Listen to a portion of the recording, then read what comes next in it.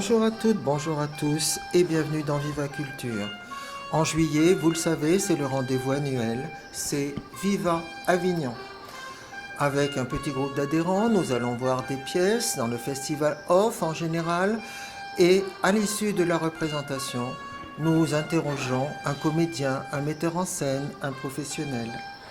Et nous partageons avec vous, grâce à Westrack Radio, toutes ces découvertes. Je résiste pas du tout au plaisir de vous lire un extrait de l'éditorial de Laurent Domingo et Raymond Yana pour Avignon Festival et compagnie. Ce sont les 60 ans du Festival Off et pour ceci, ils disent cette 60e édition est aussi un moment de réaffirmation. Réaffirmer que la diversité de la création artistique n'est pas un luxe, mais une nécessité démocratique. Réaffirmer que défendre la culture, c'est défendre la pensée de génération en génération. Réaffirmer enfin que le Festival Off Avignon constitue un bien commun qui repose sur l'engagement de toutes celles et ceux qui le font vivre. Et bien sûr, parmi ceux-là, il y a nous, spectateurs et spectatrices, et à nous maintenant de vivre et de faire revivre toutes ces émotions, toutes ces découvertes du théâtre.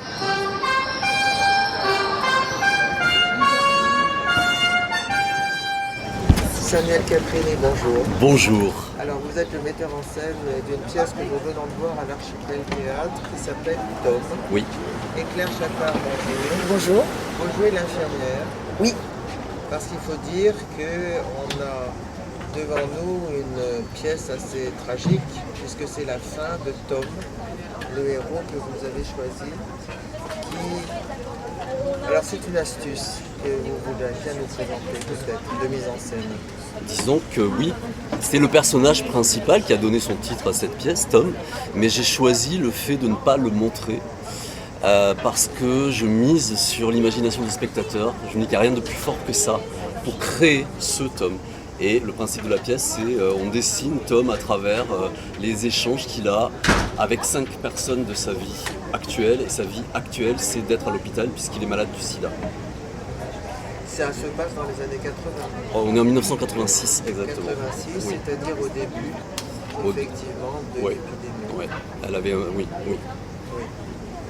Alors Claire, vous jouez un personnage tout à fait fascinant parce que vous êtes exempt de peur, de crainte, alors que le début de cette maladie souvent suscitait une méfiance et des fois l'effroi, tandis que votre personnage pas du tout. Oui, pour moi, c'est vrai que moi, je me veux être le rayon de soleil de Tom et de tous ces jeunes gens qui sont à l'hôpital en fait. Et je veux qu'ils gardent chaque jour de la joie, chaque jour des blagues, chaque jour de la bonne humeur. Parce que l'environnement est tellement tragique que finalement, on continue à rire, la vie continue. Et Margaret, elle veut préserver ça à tout prix. On continue à rêver, on continue à rire ensemble. Et voilà, c'est ce que Margaret veut à tout prix, quoi. Continuer à créer du lien. Et à saisir chaque moment de vie qui peut être un peu drôle. Oui, elle a un rôle de médiation aussi, il me semble, avec les visiteurs. Oui, c'est vrai que du coup, par rapport à ce frère, elle aussi, elle prend en pleine face le fait que l'homophobie du frère, hein, et effectivement, elle a des petits craquements, mais oui, je pense que c'est son humanité d'abord. Elle veut elle veut à tout prix que tout le monde soit en paix, que le frère soit en paix. Donc là-dessus, elle épaule la mère vraiment beaucoup. Moi je pense qu'aussi, si je peux me permettre de rajouter quelque chose sur ton personnage, ce qui me plaît, c'est que je pense qu'elle transgresse des choses aussi. Parce que lorsqu'on commence le spectacle, on la voit masquée. Et moi, c'est ce qui m'avait beaucoup choqué lorsque j'ai vu des reportages, c'est comment le personnel médical, cette maladie faisant tellement peur, était pratiquement en scaphandre. Et je me dis, pour les personnes qui étaient alitées, qui étaient déjà dans un état de faiblesse, cette espèce de déshumanisation, pour moi, c'était très douloureux. Et je trouve beau le moment où on lui dit, même moi, j'ai envie que vous voyez mon visage. Elle a envie de créer une relation unique avec Tom, et d'ailleurs avec, je pense, chacun de ses patients. Parce que c'est pas un malade, c'est Tom. avant d'être un malade. Oui, oui. Ouais, Oui, oui. ouais, Et ouais. avant d'être un homosexuel, c'est Et un homme. exactement, c'est un homme. ouais. Oui, oui, ça c'est très beau. Tout à fait. Et d'ailleurs, vous avez choisi de mener chaque personnage jusqu'au bout de sa prise de conscience, de l'expression aussi de ses sentiments. Disons que j'ai essayé de donner une tranche de vie, c'est-à-dire que on sait, il y a eu des choses qui se sont passées avant, que se passera-t-il après pour chacun d'entre eux? Est-ce que le frère va finalement évoluer? Est-ce qu'il va être autrement? J'en sais rien. Il y a des événements de la vie qui nous changent, d'autres finalement qui ne nous changent pas, mais là c'est à nous de nous faire la suite. Il faudra, ou alors il faut faire un tome numéro 2, mais ça serait énorme. Trop tard. Voilà. Oui. Alors évidemment, vous appuyez aussi sur la musique des années 80. Oui, ça c'est ultra important pour moi parce que moi je vis en musique et c'est vrai que ces années-là, moi j'ai choisi des morceaux qui étaient qui étaient pour moi emblématiques de ces années-là sans que ça tombe dans une forme de caricature parce que on est très vite dans les caricatures quand on parle des années 80, les gens ils ont une espèce d'imagerie particulière, comme si tous les gens par exemple étaient habillés en fluo. Vous voyez ce que je veux dire, les Véronique et Davina par exemple.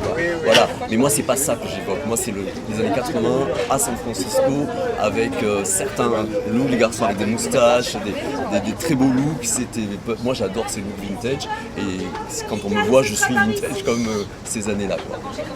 Oui. Pourquoi vous aviez choisi cette pièce, ce sujet? Je l'ai choisi parce que j'ai été pendant plusieurs années volontaire à l'association Aide. Et dans des années où on mourait encore du sida, les trithérapies étaient en train d'arriver et ça c'est une première chose. Et puis j'ai vu un documentaire qui m'a fait vraiment beaucoup de mal sur le sida, où les morts du sida étaient représentés sur des pages qui tournaient.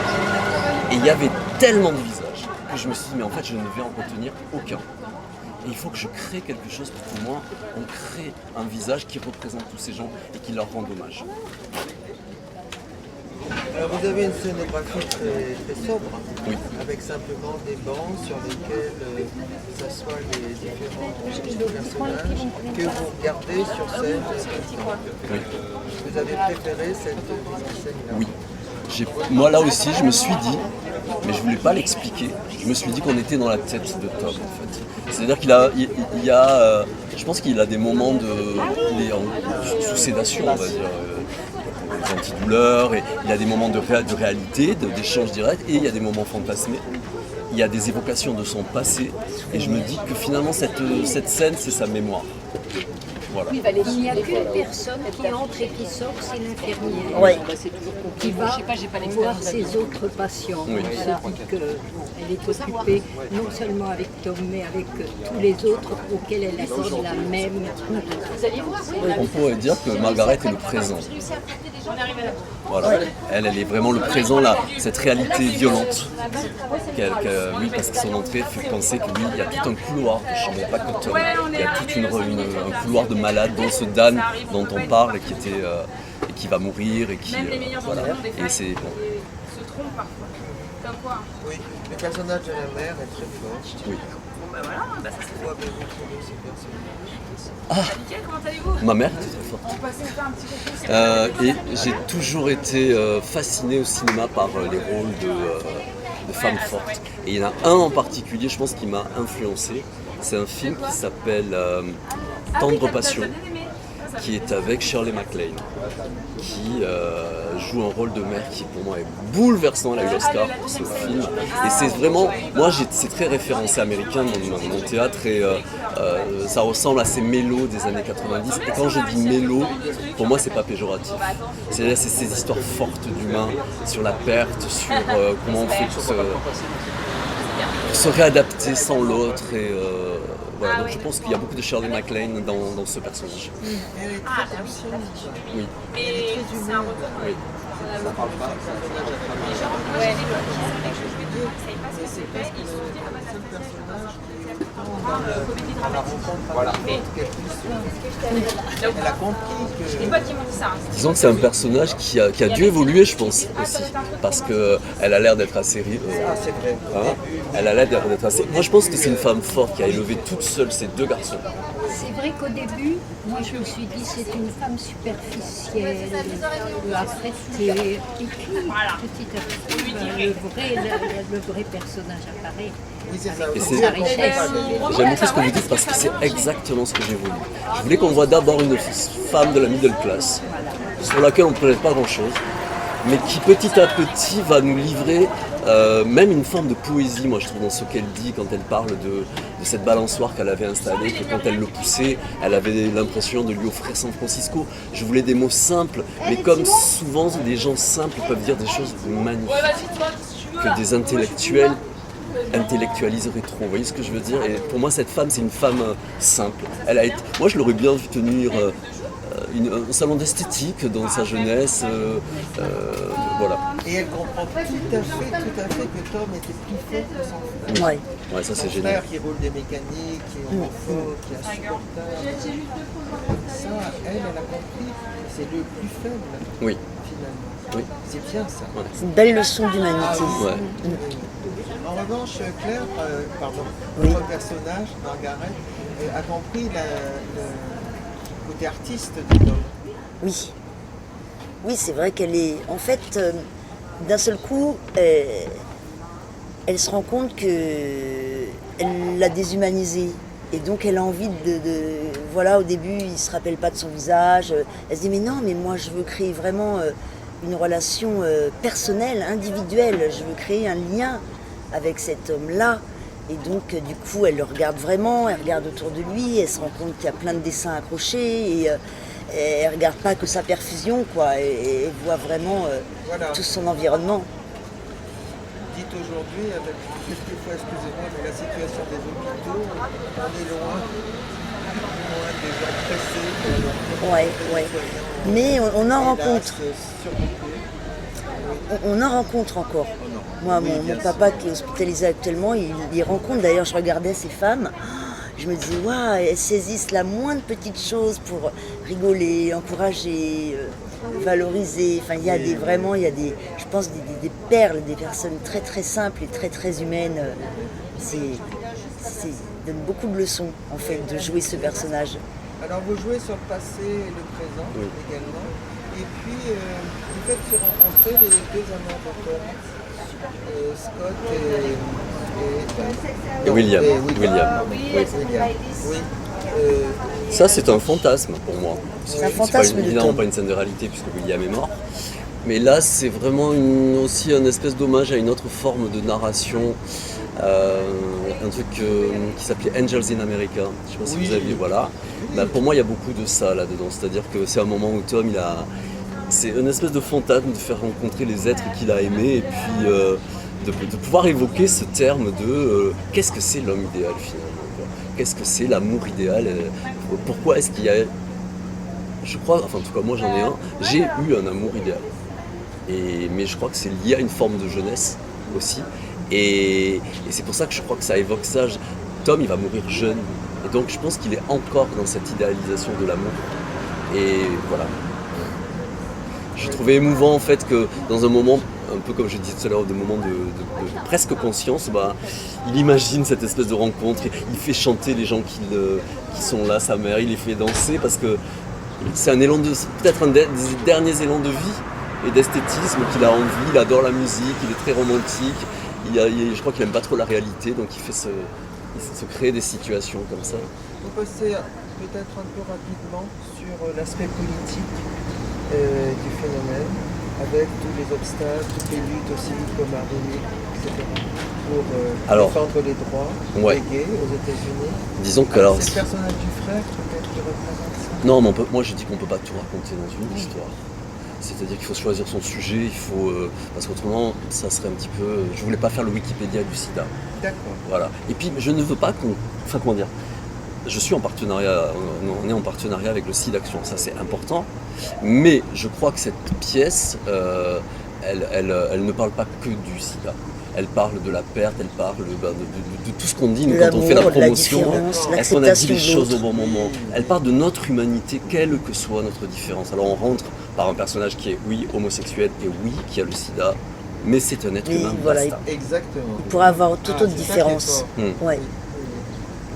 Comment s'est passé le casting? Parce qu'on a eu l'impression que chaque personnage, évidemment, était joué par le bon comédien.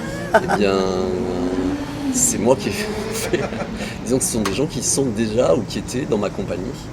Et Tom s'est construit petit à petit et chaque fois je distribue, parce que ça a été une longue histoire cette création de Tom, mais pour moi c'était évident, par exemple si on parle de Margaret, que Claire, parce qu'elle a une forme de gouaille dans la voix, Oui, et je c'est vrai. voulais ça. Je voulais qu'elle ait ce côté gouailleur qui amène Vivant, quelque chose, gai. beaucoup de... Et Oui. je sais qu'elle prend des intonations qui font rire, et c'était important pour moi aussi qu'elle fasse rire. Qu'on Qu'elle n'a fasse pas rire peur aussi. du ridicule, qu'elle Oui, n'a pas peur de oui. se livrer. Qui est spontané, qui est voilà.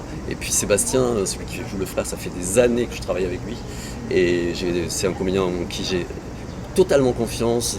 On se connaît par cœur, on peut jouer ensemble, tout. Ça c'est génial quand on a créé des liens avec d'autres comédiens, d'avoir cette confiance. Et Georgina, je crois que c'est même pas la peine d'expliquer. Elle est juste formidable cette femme. Oui, tout à fait. Tout à fait. Vous lui avez demandé de prendre l'accent américain.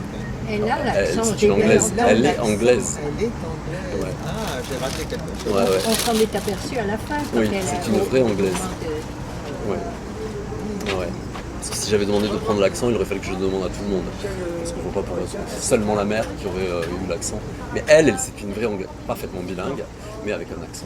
Et Anthony aussi, il était dans la compagnie. Ouais, Anthony aussi. Ouais. Mais voilà, lui, c'était la dernière rencontre, et c'est Ouais, le plus récent. ouais. Oui, William. William. Il fait James Dean. Voilà. Oui, James Dean qui est mon idole. Donc il a fallu que je le case. c'est ça. Ah oui, ah non, lui c'est Vous mon. avez raison, c'est beau, c'est bien. C'est vraiment mené pas à pas, avec les difficultés, les méfiances, les colères. C'est mené au bout. C'est assez puissant. Quand j'écris, je me pose aucune question. C'est-à-dire que je n'ai pas de plan, moi j'écris à l'impulsion comme ça, et après je me dis bon, alors voyons, de quoi ça parle? Et ben Tom est sorti comme ça.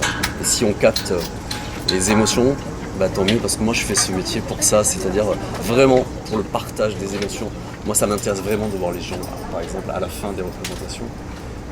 J'aimerais pas un théâtre où on disparaît après, vous voyez, on part derrière, et puis moi j'ai besoin de rencontrer les gens parce que c'est un métier d'échange, et que les spectateurs ils jouent un rôle qui est ultra important, parce qu'il y a toute la projection de votre imaginaire pour créer Tom par exemple. Est-ce que vous savez si dans le public il y avait des homophobes? Ils ne se sont m'étonne. pas manifestés. Oui. Après il y a quand même une explication, il y a un flyer, après C'est ce qu'on oui. sait où on va. Ouais, puis je pense que c'est pas ici qu'ils s'en seraient vantés, en tout cas. Oui, parce que je suis pas sûr que tout soit réglé Ah bah, aujourd'hui. oh non, bah non, pas du tout, pas du tout. Pas du tout. Au contraire, maintenant. Ouais.